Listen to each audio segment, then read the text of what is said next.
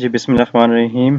Chapter start करते हैं जी। आज का जो चैप्टर है that is the marketing environment, analysing the marketing environment. इसमें हमने दो चीज़ें डिस्कस करनी है, एक माइक्रो एनवायरनमेंट, एक होता है जी macro environment. Larger and smaller, micro is smaller, macro is large.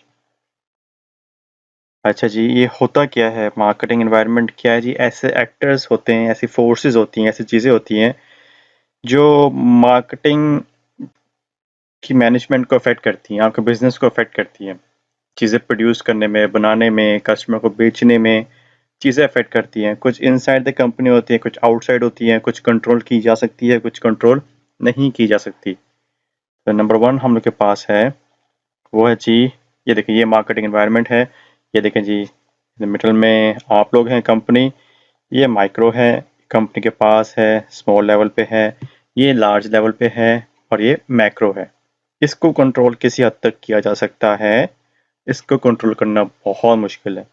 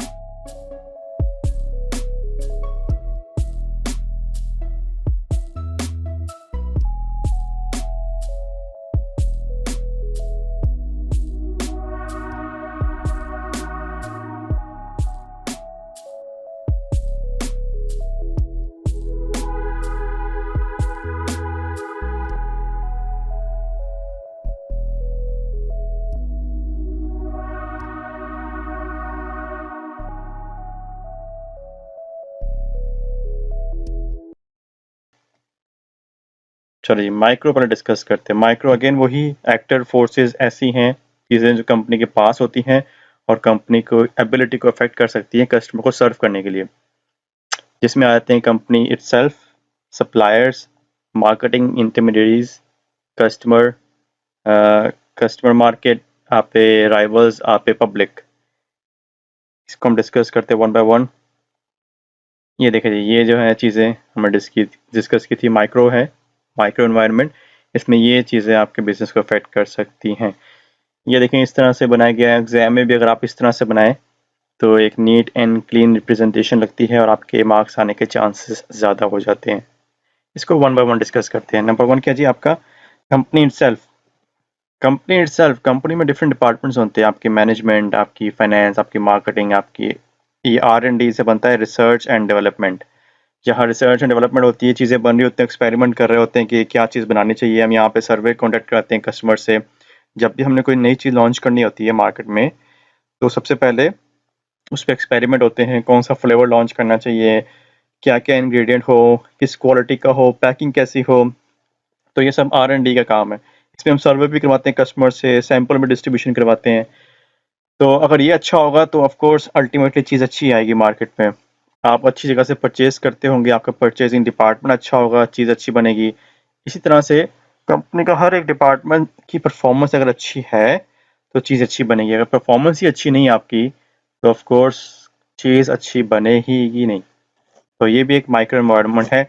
सबसे पहले अपने आप से शुरू करना है कि हम ठीक है या नहीं। हम ठीक है, फिर हमने बाहर जाना है। बिजनेस ऑल डे में अगर आपकी चीज़ ठीक थी फिर भी आपको लॉस हुआ, इसका मतलब है कोई और फैक्टर थे।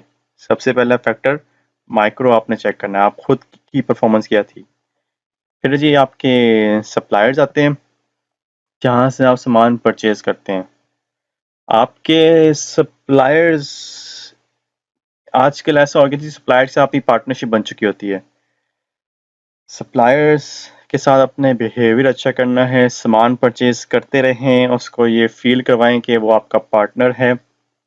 जब मैं इंग्लैंड में था तो मैं हमेशा परचेज करता था एक जगह से चीज़ें, बाकी जगह से भी करता था, लेकिन एक ऐसा होलसेलर था जिसके पास माल काफ़ी अच्छा होता था।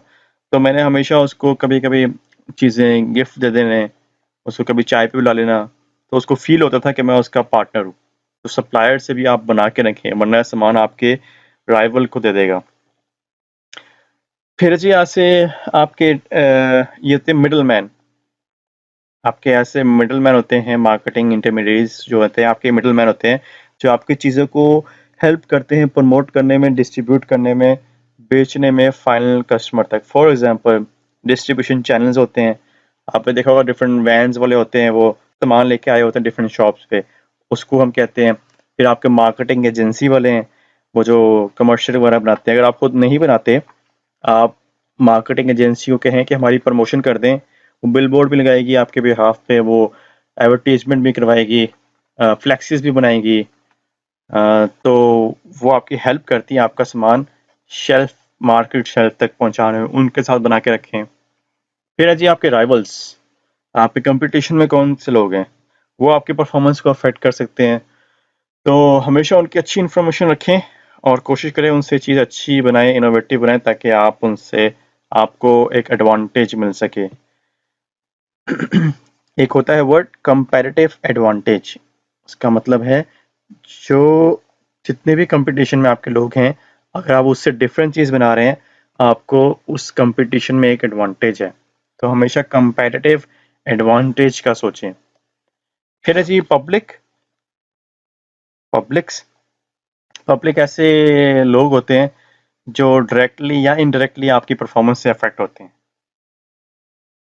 या उनकी परफॉर्मेंस अफेक्ट होती है या आपकी परफॉर्मेंस उन पे अफेक्ट होती है। फॉर एग्जांपल मुल्क में बैंक्स जो हैं उनकी परफॉर्मेंस अच्छी नहीं है, वो आपको लोन नहीं दे सकते, अफेक्ट होंगे।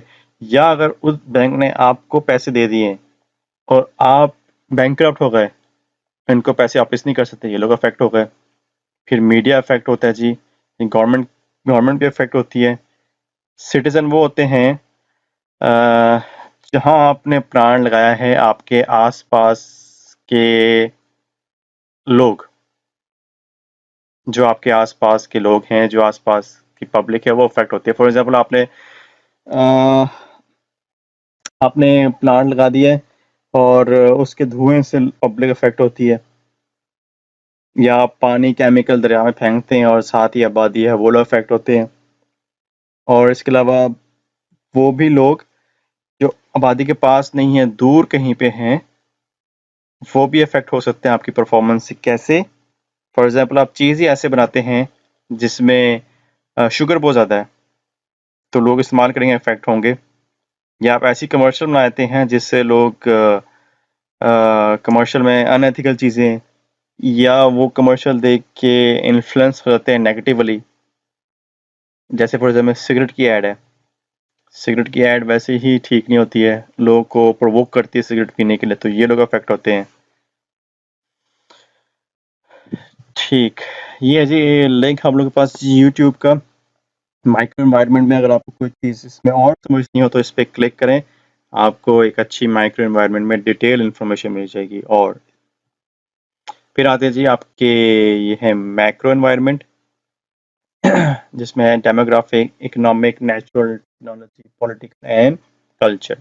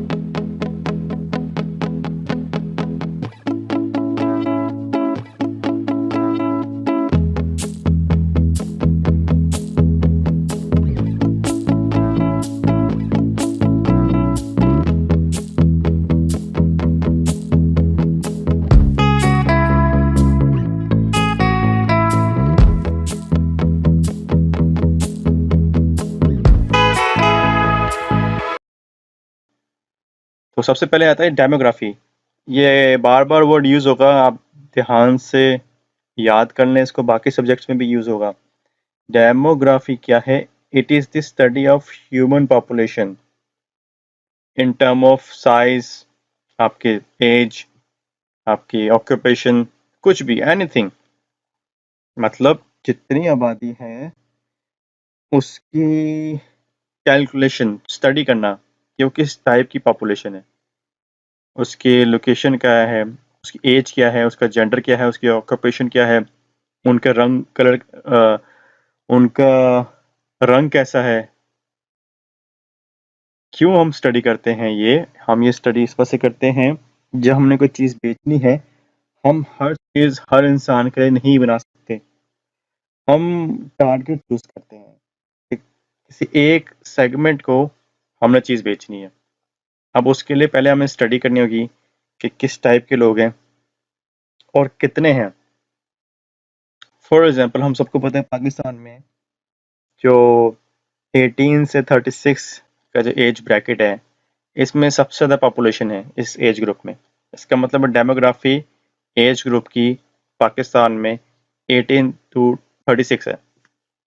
तो उनके लिए हम क्या बेच सकते हैं? फिर डिफरेंट ऑप्शंस आएंगी। तो ये डेमोग्राफी है, स्टडी ऑफ ह्यूमन पॉपुलेशन। अब ये पॉपुलेशन हम लोग के बिजनेस को अफेक्ट करती है। फॉर एग्जांपल, हमने कोई चीज़ बनाई यंगस्टर्स के लिए, डेमोग्राफी चेंज आनी शुरू हो जाए, यंगस्टर्स कम होने शुरू हो जाएं, ज़्यादा एज के लोग ज़्यादा होने शुरू हो जाएं, तो हम लोग के बिजनेस को अफेक्ट कर सकते हैं। उसमें हम कुछ कर नहीं सकते।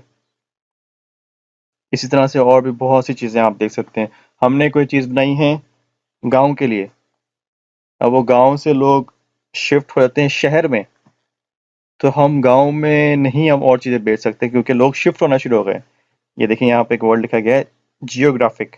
Geographic population shift. जियोग्राफिक का मतलब होता है इलाके के हिसाब से, एरिया वाइज।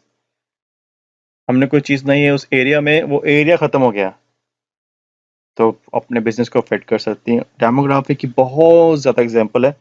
ये इंशाल्लाह प्रिंसिपल मार्केटिंग में आपके सब्जेक्ट आएगा नेक्स्ट सेमेस्टर में, उसमें आपको और डिटेल में ये इन्फॉर्मेशन मिलेगी। ये देखें, डेमोग्राफी में और क्या चेंज आता है? Change in family system, joint family system कम होना शुरू हो गया है। जो वुमेन रोल है वो ज़्यादा होना शुरू हो गया। इंक्रीजिंग डाइवर्सिटी आ गई है। डाइवर्सिटी का होता है कि डिफरेंट टाइप के लोग, मतलब औरत भी काम करती है, बुजुर्ग भी काम कर रहे होते हैं, कम एज के लोग भी काम कर रहे होते हैं, डिफरेंट नस्ल के लोग काम कर रहे होते हैं, मजहब के लोग काम कर रहे होते हैं। तो ये डिफरेंट पॉपुलेशन आनी शुरू हो गई काम में। ये देखें जी, और डेमोग्राफिक शिफ्ट किया है जी। डिवोर्स रहना लोग पसंद करते हैं, शादी नहीं पसंद करते, लेट करना पसंद करते हैं। ये सब चीज़ें आपके डेमोग्राफिक शिफ्ट में आनी शुरू हो चुकी है और ये आपके बिजनेस को बहुत अफेक्ट करती है। फिर है जी आपकी इकोनॉमिक डेवलपमेंट। आपके मुल्क में इकोनॉमिक डेवलपमेंट कितनी है और उसकी वजह से लोगों की परचेसिंग पावर है या नहीं। इकोनॉमिक डेवलपमेंट उस वक्त होती है जब इंडस्ट्री लग रही हो आपके मुल्क में, और जो कंज्यूमर है उसका जो माइंड सेट है वो भी पैसे इन्वेस्ट करने पे हो। फॉर एग्जांपल, एक मुल्क ऐसा है जिसमें लोग पैसा कमाते हैं और पैसा अपने पास रखते हैं, सेव करते हैं घर में।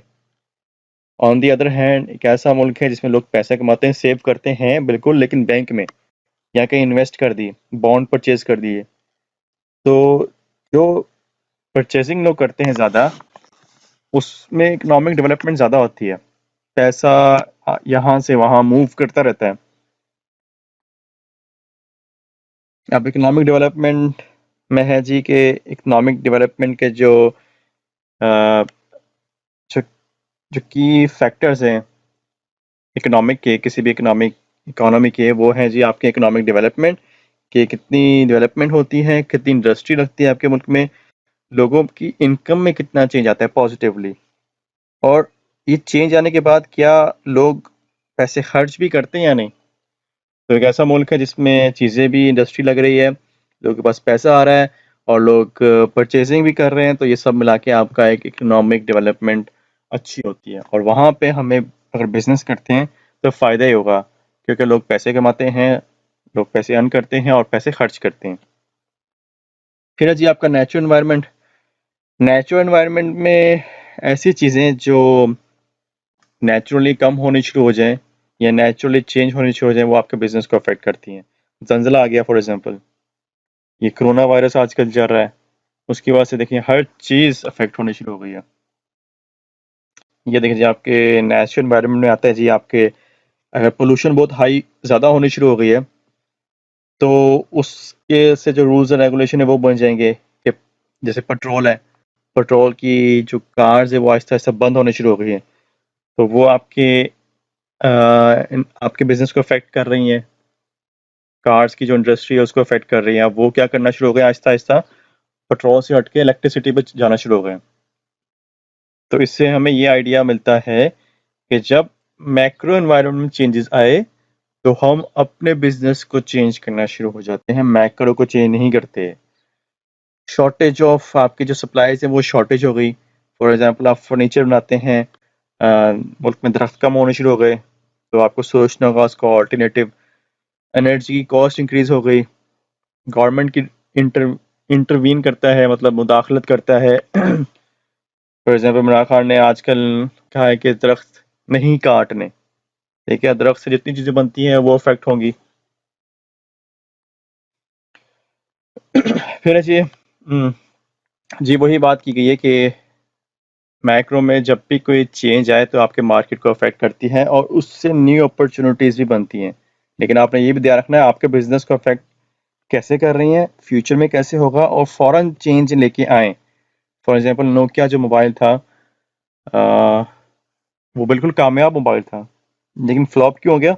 उसने अपने आप को चेंज नहीं किया टेक्नोलॉजी के लिहाज से। ये देखें जी, टेक्नोलॉजी के लिहाज से उसने अपने आप को अपडेट नहीं किया, इस वजह से वो फेल हो गया।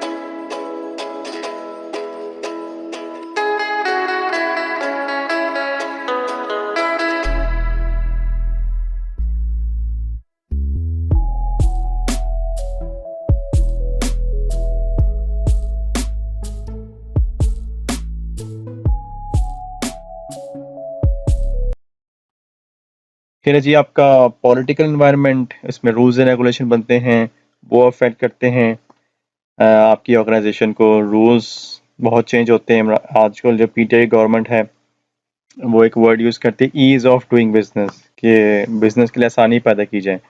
तो ये सब उसमें आती हैं। इसमें आपके जैसे कि बैरियर्स हैं, मतलब कितनी मुश्किलात हैं या आसानियाँ हैं बिजनेस करने के लिए। बैरियर्स होते हैं आपकी मुश्किलात, जिसमें टैक्सेस भी आ जाते हैं। ये rules and regulation, increase legislation, आपके रूल्स एंड रेगुलेशन कितने हैं।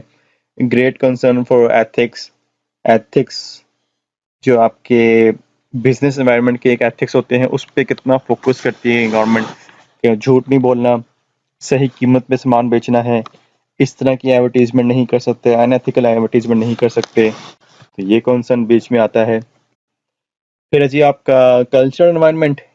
कल्चर एनवायरनमेंट होता है जी आपके नॉर्म्स, हम लोग की वैल्यूज़, हम लोग का बिहेवियर, हम लोग के मैनर्स, हम लोग की ज़ुबान, हम लोग का मज़हब, हम लोग के लिबास, किस तरह से हम चीज़ें पहनते हैं। फॉर एग्जांपल आज से 50 साल पहले पाकिस्तान में शलवार कमीज़ का कॉन्सेप्ट ज़्यादा था।